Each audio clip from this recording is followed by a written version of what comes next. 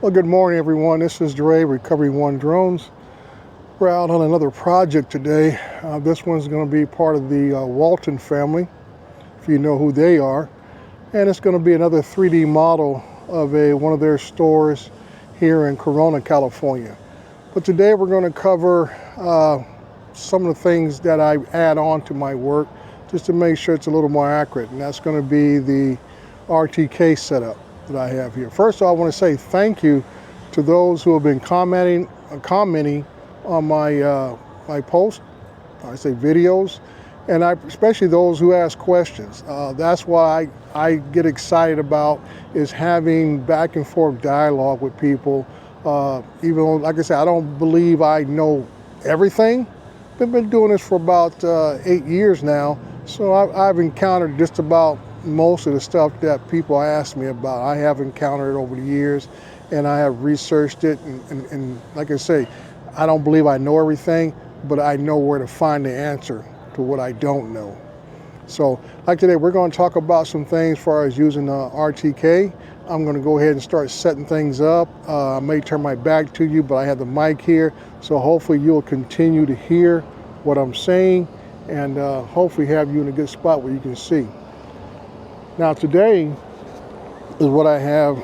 Since I didn't see a known point left by a surveyor, I'm in a large plaza here. I don't know how long it's been here, but there are some markings of the sewer lines here and some other things. So what I did was located the sewer lines to a metal grate in the corner here. And the reason why I want to go use this metal grate, when construction projects are built, other than the survey markers that are put in place by a surveyor, one of the first things that is built is the catch basins and metal grate basins. So these are known locations that are marked off by surveyors. So these are known points on any type of map. So if somebody wants to reference where I'm at or where I flew from or where my RTK is set up from, I can always tell them, hey, I'm in the southeast corner of this row of parking area right there, and they can locate a map and pull up those coordinates right there on the spot to match up with the flight coordinates if they needed to. But that's one of the reasons why I like using this. It's a way to have your system verified and can be used as a backup check. Now with this system I have here, the old RTK2, is that it has a dual bubble system, which means the tripod itself is there.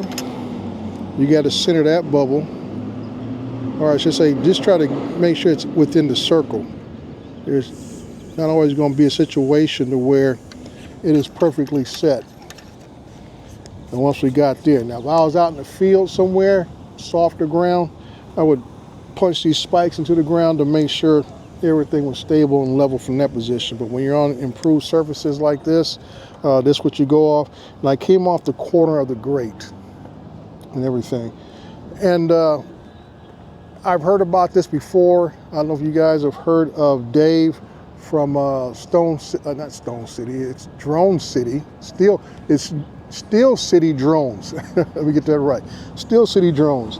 And he even talks about a little bit as far as being on improved surfaces like this and using drain inlets. You can even use parking striping, something that can be a known point on any site. So I'm gonna go ahead and grab the other part of this, and I'll be right back with you. All right, now I have the top part of the RTK2, and I just want to show you that on the top part there is a second bubble system on it right there. So, and what it is that you got to make sure this bubble is centered within the black circle, just like you got to do with the other one. Because what can happen is it's a two-piece configuration. So you can have the bottom piece lined up, but that rod that sits in the middle of it, if it's crooked or canted to one side, it can make this one off, which means your coordinates will be off. So you got to make sure both bubbles are centered.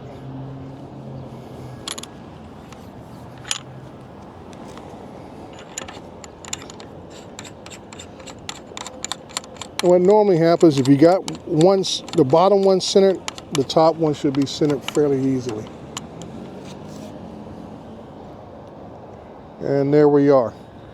We are centered. Like I said, it is a two-piece configuration.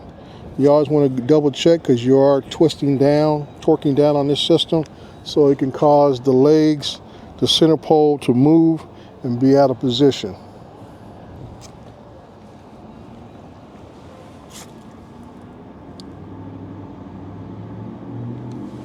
All right, we got it fired up and we are ready to go.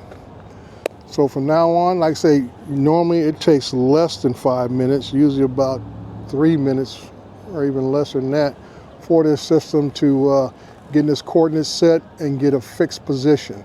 And I know you guys have heard me mention fixed positions in the past, and that is essential. Anytime you're doing type of survey work or mapping work, or even, like I said, this is going to be a 3D model. You want to make sure you're accurate. Okay, all your pictures you're taking and so forth, accuracy is the name of the game. If you can't be accurate, it just means you're inconsistent, which means they can't trust the work you do. And even I was accused of that on another project about 2 years ago, and it was just a lot of miscommunication with the person I was working with, was not communicating very effectively with me on trying to tell me where the established survey markers were at. You just give me generic locations, and come to find out there were multiple markings there for multiple projects. And like I said, I saw the one which I thought was the one according to our project, because he didn't give me no verification on it. And I just, okay, marked it, went from there, set the GCP on it, and went from there. And then I turned in my work, and he says, well, how come this and that and everything? I said, well, dude, you didn't tell me that the marker you guys are using are supposed to look like this and not look like that. So communication is essential. Either it would be with your client, or if you're working for another survey or whatever, clear information, concise information is very important to the person who's boots on the ground, who's actually doing the work. Because nobody wants to be out here any longer than they have to, especially talking about in adverse conditions as far as heat, rain, wind, or whatever the case may be. You don't want to be out here any longer than you have to. You want to get in, do your job, and make sure you do a good job, and then complete the mission as a whole. All right, so right now we're going to go ahead and break out the drone. I'll bring you up here to see where we're at on this. As you can see, hopefully on there, let me go ahead and tune this up. I got two solid green lights and one flashing. Now with the Mavic 3E, you'll get 5 flashing lights on the third one. That means it is connected or ready to be connected to a Mavic 3 series drone, or even the 300 or the Matrice 350 drones. That is the setup there. Now if I was using my Phantom, I will only get 1 flash, but you get 5 flashes on this.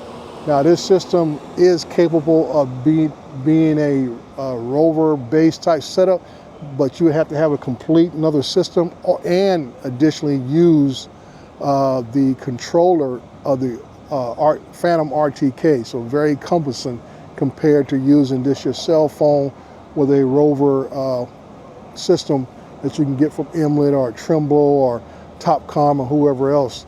So yeah, that's where we're at. So that's why I like it there. I'm not out here trying to go between fixed and float positions like I do with some of the other equipment, which that equipment is not bad. It's just more sensitive, and it takes longer for it to really nail down a hard fix. This doesn't require as much satellite like the other ones do, so you want to make sure you have what you need to get the job done. And if I was setting GCPs, I would have my inlet system out here. I'm just using this as a reference point to help with the drone to be more accurate in its flight pattern. So here we are. Okay, just completed this mission. Turned out it wasn't as easy as as you always think it is. To the south and to the east of the building here, of the facility, very high trees. and I had to actually restart the whole mission after getting over 60% of it done because I ran into the tree line area. Now, when you're doing 3D mapping, or basically you're doing automated flying, it's either going to be restart the mission or you got to alter in the middle of a mission. Well, you want to be consistent, because if you alter during the middle of the mission, it throws off everything else. Like I said, you want to be accurate as possible. So I had to bring the first battery back in that drone, make a change in the AGL to just a little bit higher to clear the trees, and went forward from there. So when I turn in this project to the client, I want to let them know that, you know, there was a section for deviation that I had to raise the AGL due to the tree line to the south and to the east of the facility, so they can make sure they adjust their I would say programming on this as far as the modeling to reflect that change. So it's not like it's a big deal, but you got to let everybody know. You got to keep communication open and let them know. You just can't just alter it and think, oh, nobody's going to notice it. Yes, it will be noticed. Definitely be noticed. So, ending up here, about to head back home for the day. I got a long, kind of stressful week ahead of me. This is the week that we're having my mother's homegoing services. So, as I always say, it's Dre with Recovery One Drones. Hang on and enjoy the ride. Life is too short. And if you like what I'm bringing you, please subscribe. And more importantly, leave a comment. I enjoy the commentary back and forth. Talk to you later.